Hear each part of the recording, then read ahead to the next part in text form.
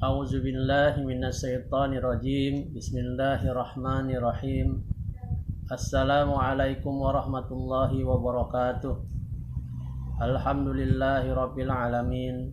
Wassalatu wassalamu ala asyrofil anbiya'i wa mursalin wa ala alihi wa sahbihi rasulillahi ajma'in. Asyhadu an la ilaha illallah wahdahu la syarikalah wa asyhadu anna Muhammadan abduhu wa rasuluh la nabiyya ba'da. Puji syukur terulang kepada Allah Subhanahu wa taala. Salam dan salawat tercurah kepada junjungan kita Nabi besar Muhammad sallallahu alaihi wasallam.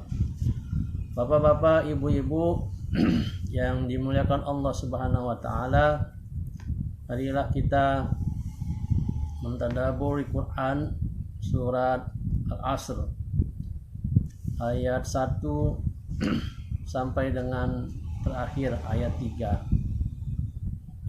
Bismillahirrahmanirrahim.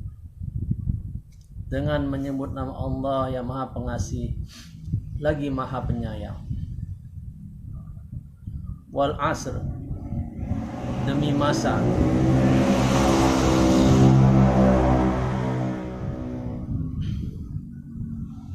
Demi masa, Allah Subhanahu wa taala bersumpah dengan menyebut masa atau waktu, karena sesungguhnya di dalam masa itu terkandung banyak sekali keajaiban-keajaiban yang terjadi. Dan di dalam masa itu juga terjadi suka, terjadi duka, sehat, sakit, kaya, bahkan miskin. Bahkan di dalam masa itu juga terdapat semua hal-hal yang lebih menakjubkan dari semua keajaiban yang terjadi. Atau wal asri ini juga ulama menafsirkan bahwa Allah bersumpah dengan menyebut nama waktu asar. Sebagaimana Allah pernah bersumpah dengan menyebut waktu duha dalam surat Ad-Duha, Wad-Duha. Karena sesungguhnya setiap sore atau petang hari mirip sekali dengan kehancuran dunia, yaitu kematian. Sedangkan pada pagi hari mirip dengan hari kiamat, di mana pada saat mereka keluar dari kuburnya masing-masing. Dan ketika itu orang-orang yang tadinya mati keluar dari kuburnya dan menjadi hidup kembali.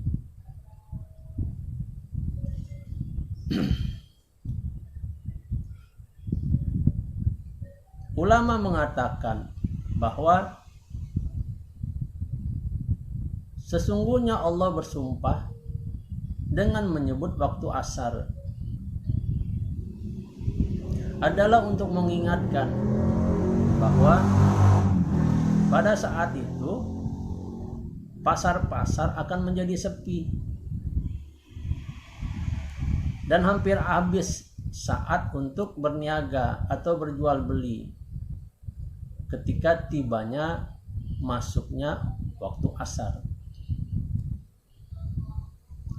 Atau ulama ada juga yang mengatakan bahwa yang dimaksud dengan demi masa itu adalah sholat asar.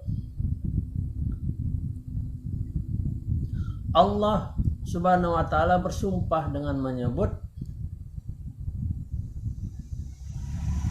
sholat asar karena keutamaannya. Dalam sebuah riwayat disebutkan bahwa pernah ada seorang wanita yang berteriak-teriak di jalan-jalan Madinah. Kemudian wanita ini seraya berkata,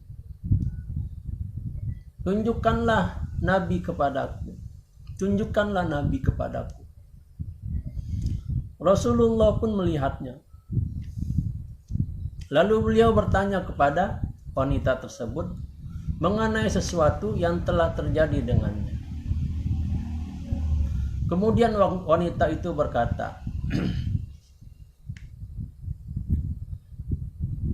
ya Rasulullah, sesungguhnya suamiku pergi dariku. Lalu aku berbuat zina.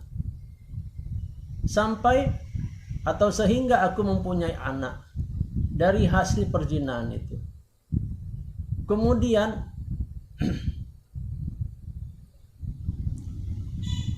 aku lemparkan bayi itu ke dalam gentong yang berisi cuka hingga bayi itu mati.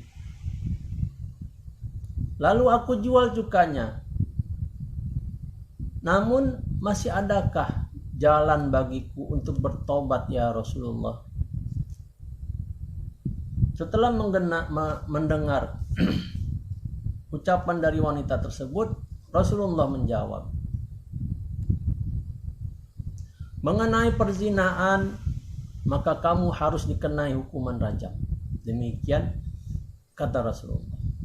Adapun mengenai membunuh anak, maka balasannya adalah neraka jahanam. Dan mengenai engkau menjual cuka, maka sesungguhnya engkau telah melakukan dosa yang besar. Namun aku, Rasulullah, merasa yakin bahwa engkau telah meninggalkan sholat asar.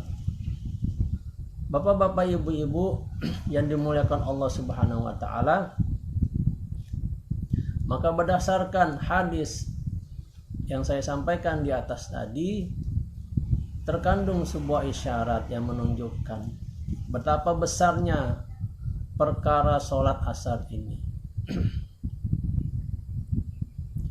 Kemudian pada ayat berikutnya, ayat kedua,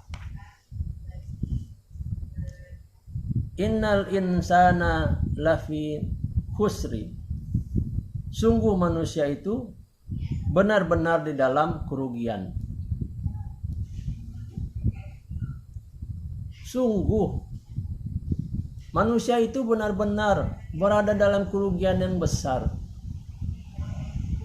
yaitu dia rugi dalam usahanya, rugi dalam bisnisnya, rugi dalam pekerjaannya, rugi dalam perniagaan, dalam jual belinya.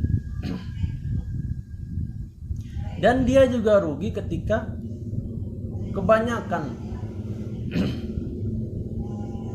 manusia membuang-buang usianya, terutama di usianya muda, untuk memperturutkan hawa nafsu.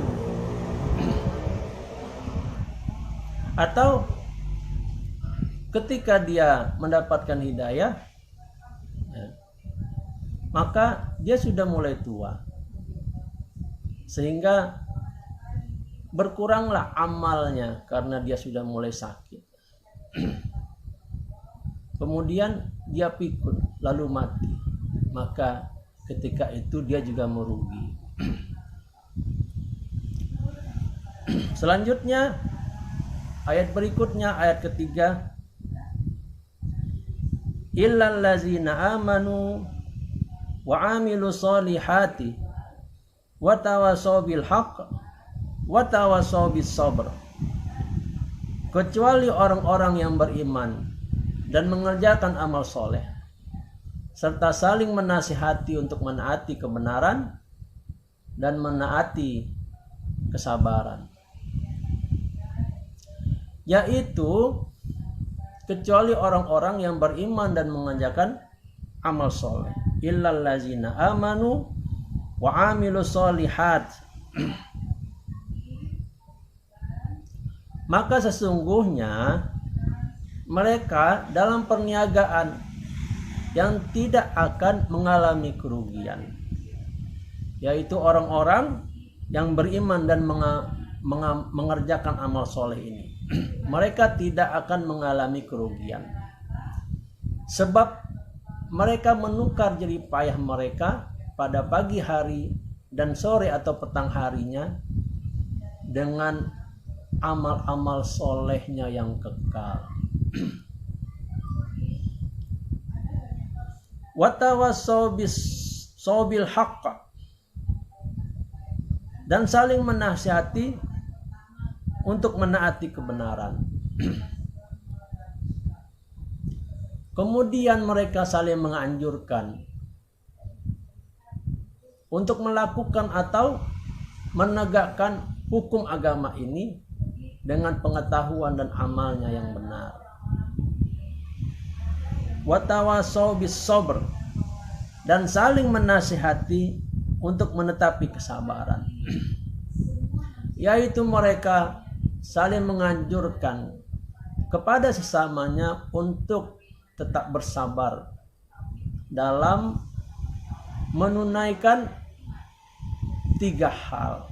Yang pertama adalah bersabar